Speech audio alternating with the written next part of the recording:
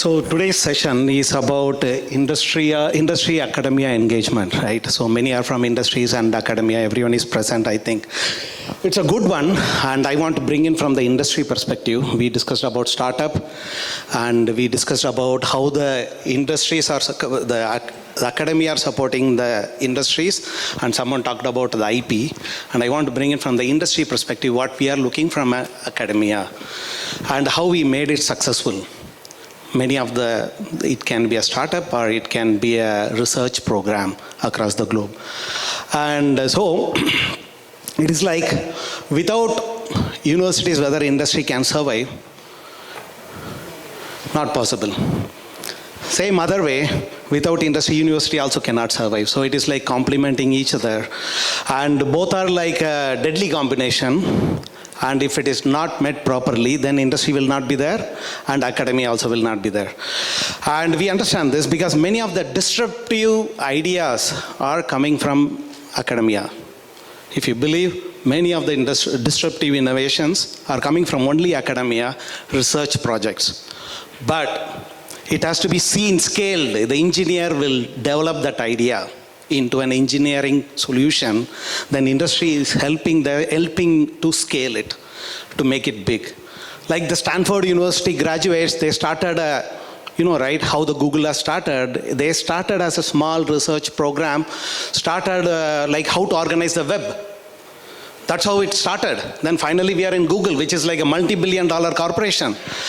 So it's a very, very powerful, deadly combination. And I think under Tamil Nadu government and Mr. Dinesh hard work, we are trying to create that ecosystem for an industry and academy to develop the research program and research park. And I'm very happy for inviting this and making this vision on this. So from a Capgemini, so we are doing a lot of university research program. I think everyone might be knowing Capgemini is the global #1 in IT services and global #1 in engineering services. Many people know that Capgemini is an IT services company and we are global #1 in engineering and R&D services. And we are almost more than 60,000 people. And I just want to focus on only how we are supporting the universities. See, we are regularly going to the universities for hiring people. Many people told that, okay, like we need to have a signing MOU and take the people and all. Yeah, we are one of the culprit who sometimes spoil as well. And at the same time, we are one of the people who are making the technology to the mass scale to the industries. So we do both the jobs. Because sometimes we dictate to the college academia saying that we want only computer science, .NET. So unfortunately, the mechanical engineer who is supposed to study a mechanical will say that, sir, I want to be a software engineer, I want to study .NET, he will leave the core engineering. He will become a software engineer. So somewhere or other we do both the jobs. And so that way it will be corrupting the industry mind as well. Which one? Yeah. It will be corrupting, and we partner also with the industries to create what is the future disruption that is going to happen. So it is not like, okay, we want to solve the problem right now, because we work with almost all the top 500 companies who are spending billions of dollars in R&D. So when we work with the customer will always come up with a solution which we cannot solve alone. We cannot solve, to be frank. We are not equipped to do this. So we collaborate with the industry to solve the disruptive problems. So that way, when we work with the academia, industries globally, we work with a 3 years and 5 years horizon. What is the next disruption that is going to happen? So it is like what is the disruptive engineering that is going to happen, which is going to change the way we are working, and which is the sustainable technology breakthrough that is going to happen fast. And there can be something which will happen after some time, but how we can make it fast and accelerate.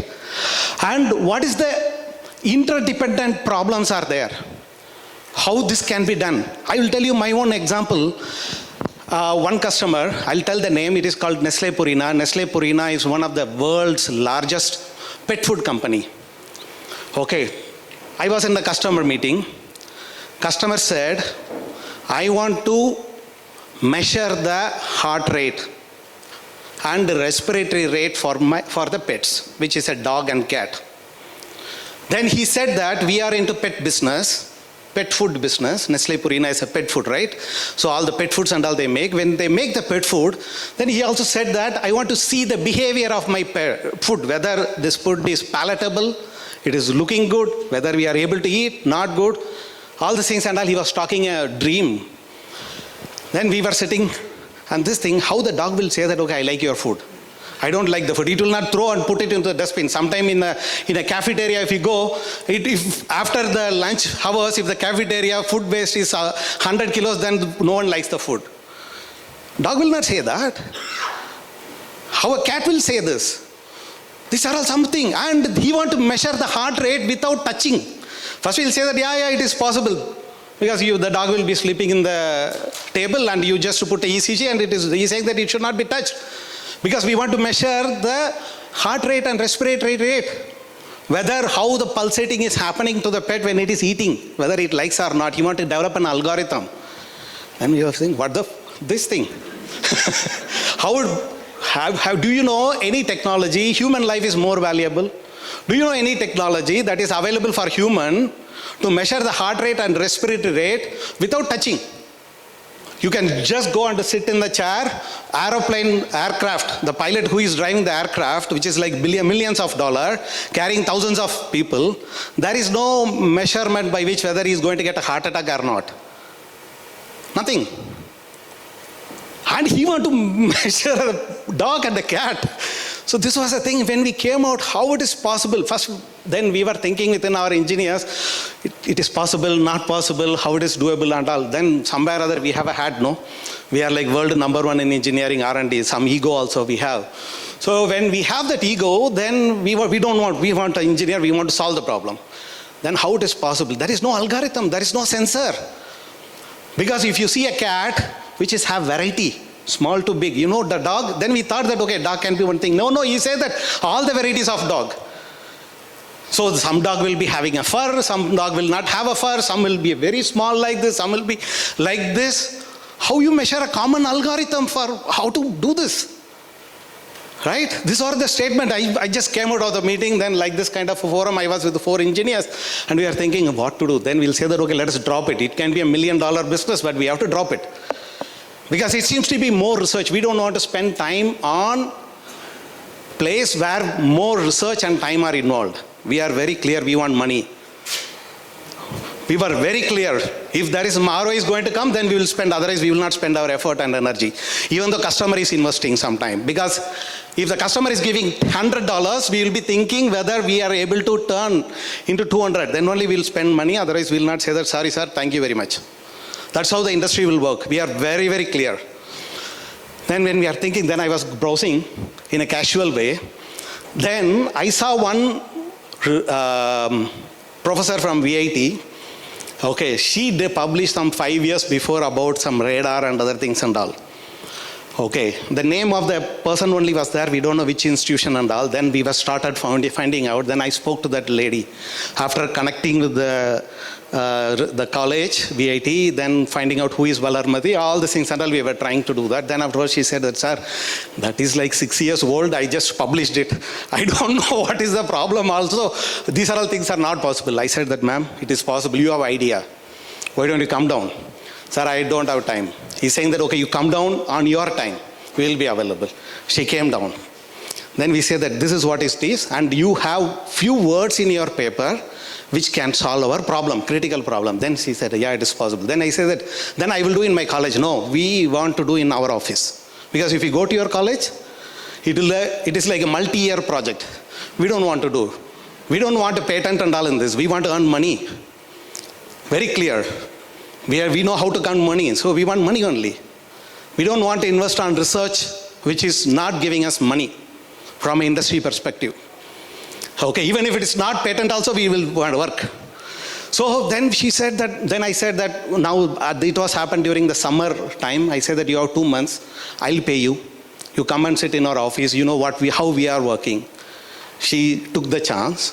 2 months she spent in our office. She's almost 53-year-old, almost to 54, 55, almost towards the end of her career. She sat in our office for 2 months. then we started saying how we used to think, how the industry will think, how the academia will think. You have to change your approach. After 2 months, she went back. She said that we said that we don't want you to come out of the college. You be in academia and do that. Within flat 6 months, we are able to measure the heart rate and respiratory rate of a pet, which is like a dog and a cat, without a non-invasive way, through a radar technology. And she played a very important role, along with her PhD students. It's not only her thoughts, along with her, many of her PhD students, they made it happen, and we are able to make it engineer. That's what I say, that there is a research, maybe she did in 5 years before. After 5 years, we made it engineer through our industry, through our engineers.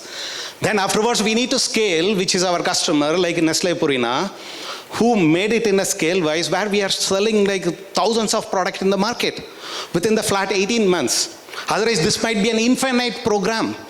And the money we are paying to the people who worked from the academia is almost more than 1 crore rupees. Even though she was working and getting money from this thing, she also earned money. She is still associated with us on many other research projects. Not only that, I want to give you one more example, classical example, how this idea is coming from in the academia and how this industry is going to happen. It's like we are working with the NIT.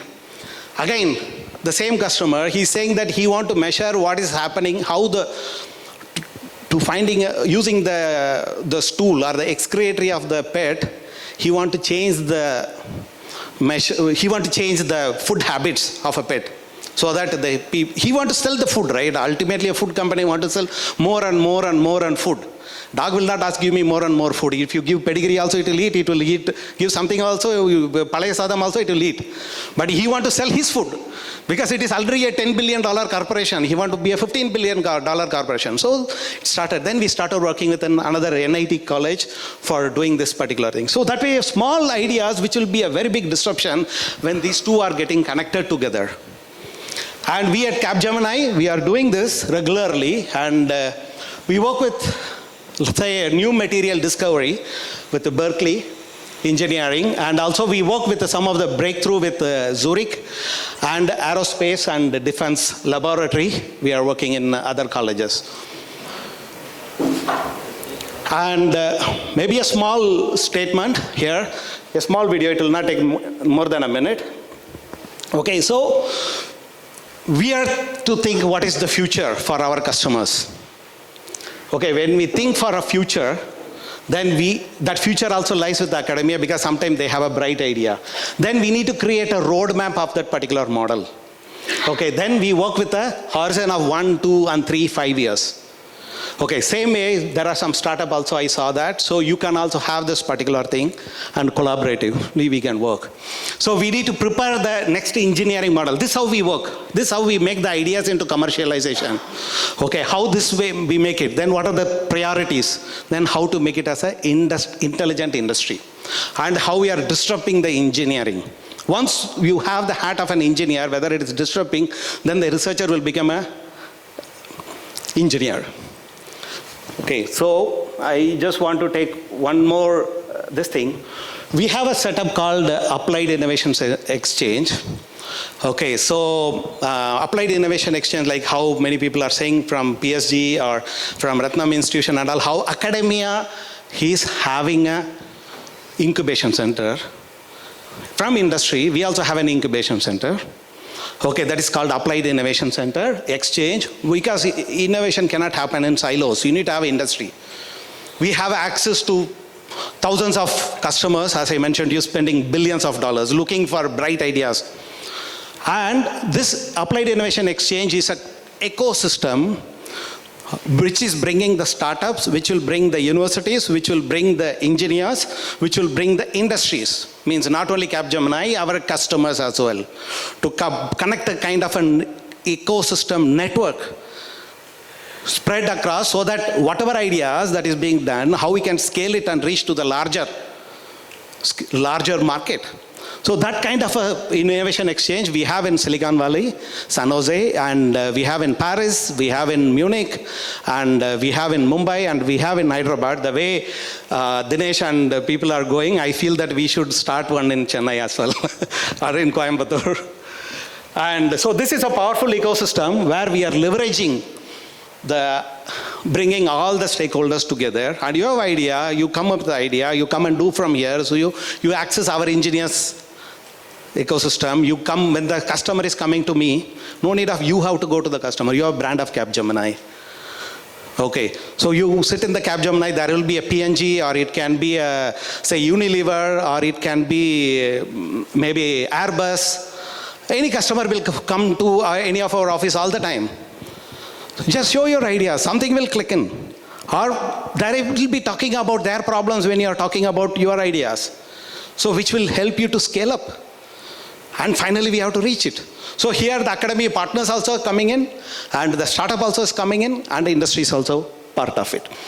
So this is what we have, and we have many successful where we did many immersive programs, and as well as the next generation where the Cambridge consultant, you know Cambridge, right, which is making the Cambridge Silicon, which is a Capgemini company, where we are doing a lot of investment in that, and which is a Capgemini company now. So that way we can do and collaborate a lot of ways, and by which we can take this relationship in a very next level of it in India as well. Thank you.